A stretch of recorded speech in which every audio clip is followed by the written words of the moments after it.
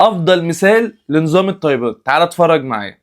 ناخد ورك الفرخه في بق واحد، ورك الفرخه في بق واحد، ازاي ما اعرفش. شويه كده نودلز على خفيف كده، يعني نسلك بيه الموضوع. اشفط بيض عيون مع الاندومي، الله، اقسم بالله حاجه تفتح النفس. انا عامل دايت وبتفرج على الحاجات دي عشان اجلد نفسي. ليمون على الجناح، يا عيني يا عيني يا عيني والله.